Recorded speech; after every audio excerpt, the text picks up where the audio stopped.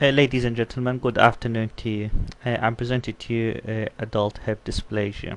Some of the work in this presentation done by the people mentioned below. People who has done the hip firm, they might come across this scenario.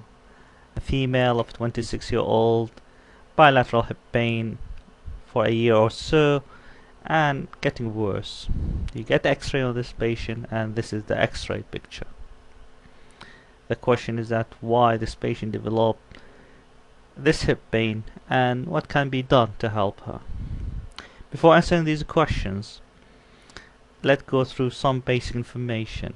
Hip is a complex as a pathology. There's a possible bony deformity, there's possible soft tissue pathology, and the cartilage, the articular cartilage of the hip, can be diseased. And if you look at the hip disease as a spectrum, here is normal. On one side there's a shallow socket and instability.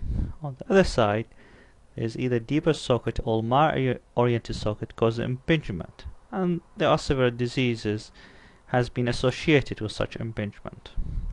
On the other hand, there might be no impingement, no instability, but there is a defect within the cartilage. All these collectively lead to a diseased hip.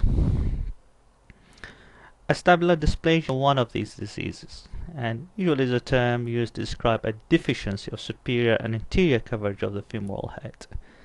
Acetabular dysplasia is a significant cause of osteoarthritis in young people. And the natural history of hip dysplasia, if you don't treat it, they usually lead to osteoarthritis.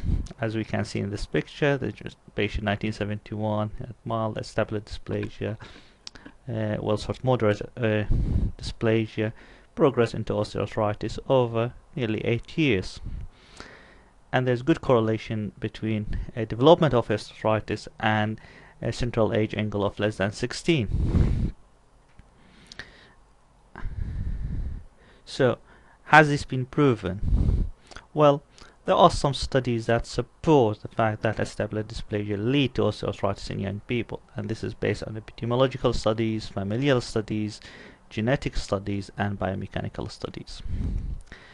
Epidemiological studies that support this is people from the Navajo Indian Reservation from 1955 to 1961. 548 people received clinical examination and pelvic radiograph at some time during the first 4 years of their life. And 18 of those people had acetabular dysplasia. This makes it around 3.3% of them. For cultural reason, none had received treatment for this dysplasia. 8, which is around 44% of those 18, develop osteoarthritis before the 4th decade. Regarding the familial and genetic contribution for developing osteoarthritis, during my literature search for this condition, I was surprised to find that canine hip dysplasia is the most common inherited orthopedic disease in dogs, and this leads to osteoarthritis and pain. And it remains prevalent in dogs despite attempts to exclude affected dogs from the breeding. This might point to its multifactorial inheritance.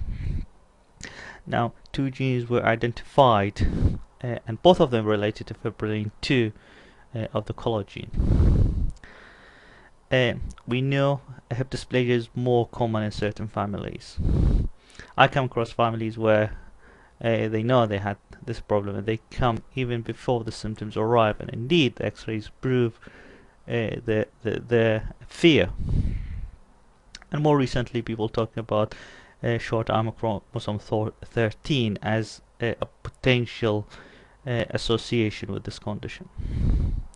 Bombelli look at the sorsal of the hip during walking, and the distribution of the pressure across the sorsal as a potential indicator for future development of osteoarthritis.